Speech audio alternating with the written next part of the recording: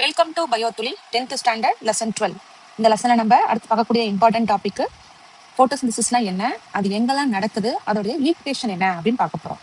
Photosynthesis is a process by which autotrophic ஆர்கானிசம்னா யாரு? Auto means self அப்படின்னு அர்த்தம். அப்போ எந்த ஆர்கானிசம் வந்து அதுக்கு தேவையான அந்த சாப்பாடை தானாக ரெடி பண்ணிக்குதோ அவங்க தான் யாருன்னா ஆட்டோட்ரோபிக் ஆர்கானிசம். யாரெல்லாம் பார்த்தோம்னா கிரீன் பிளான்ட்ஸ். ஏன் கிரீனுங்கிற வார்த்தையை கொடுத்துருக்காங்க அப்படின்னா, கிரீன் கலரா இருக்கும் போது அதுல என்ன பிக்மெண்ட்ஸ் இருக்கும்? குளோரோஃபில்ங்கிற பிக்மெண்ட்ஸ் இருக்கும். அப்போ குளோரோஃபில் இருந்தா அதுங்களால என்ன பண்ண முடியும்? ஆட்டோமேட்டிக்கா சன்லைட்டை யூஸ் பண்ணி அதுக்கு தேவையான ஃபுட்டை அது ஓனா ரெடி பண்ணிக்க முடியும். அப்போ கிரீன் கலரா உள்ள பிளான்ட்ஸ், கிரீன் கலரா உள்ள ஆல்கே, ஒரு சில பாக்டீரியாவில் பார்த்தீங்கன்னா அந்த குளோரோஃபில் இருக்கும். ஸோ அந்த மாதிரி பாக்டீரியாலாம் என்ன பண்ணுதுன்னா அந்த சன்லைட்டோட சோர்ஸை யூஸ் பண்ணி அதோட ஃபுட்டை அது ரெடி பண்ணிக்குது. யூட்டிலைஸ் த எனர்ஜி எங்கேருந்து எடுத்துக்குது? சன்லைட்லேருந்து எடுத்து அதோடைய சாப்பாடு அது சிந்தசைஸ் த ஓன் ஃபுட், அதோடைய ஃபுட் அது ரெடி பண்ணிக்குது. அடுத்தது போட்டோசிந்தசிஸோட ஈக்குவேஷன் பாருங்க. 6CO2. இந்த CO2வை பிளான்ட் வந்து எங்கேருந்து எடுத்துக்கும்? அட்மாஸ்பியர்லேருந்து எடுத்துக்கும். ஓகேவா? அதாவது லீஃப்ல வந்து அந்த ஸ்டொமேட்டாங்கிற அந்த இலை துளைகள் இருக்கும், குட்டி குட்டியா போர்ஸ் இருக்கும் லீஃப்ல.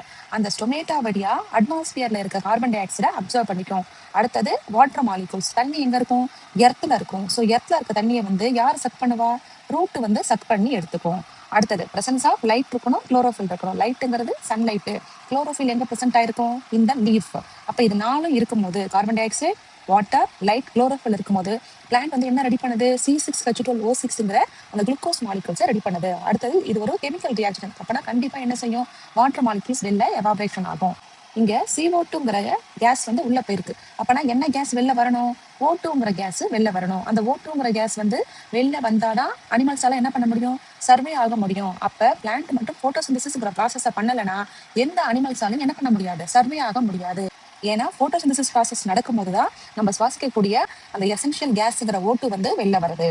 அடுத்தது இந்த போட்டோசிந்தசிஸ் எங்கெல்லாம் நடக்குது? Where does it occur? All green parts of the plant. பிளான்ட்ல எங்கெல்லாம் பச்சை கலர் இருக்கோ அந்த எல்லா இடத்துலையுமே என்ன நடக்கும்?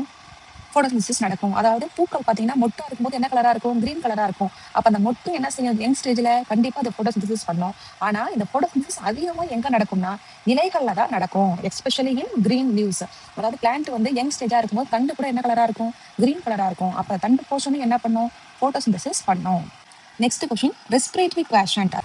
ஆர்கியூங்கிறது என்னன்னா ஒரு அனிமல்ஸோ பிளான்ஸோ ரெஸ்பிரேஷன் அப்ப எவ்வளோ ஆக்சிஜனை உள்ள எடுத்துக்குது, எவ்வளோ கார்பன் டை ஆக்சைடை வெளில லிபரேட் பண்ணுது அப்படிங்கிற ரேஷியோ தான் ஆர்கியூ அப்படின்னு சொல்லுவோம். Respiratory quotient is the ratio of volume of carbon dioxide liberated, எவ்வளோ கார்பன் டை ஆக்சைடு வெளில அனுப்புது, and the volume of oxygen consume, எவ்வளோ ஆக்சிஜனை கன்சியூம் பண்ணிக்குது எப்ப? ரெஸ்பிரேஷன் அப்ப. அப்படிங்கிற ரேஷியோ தான் ஆர்கியூ. அப்ப RQ equal to volume of CO2 liberated by volume of O2 consumed.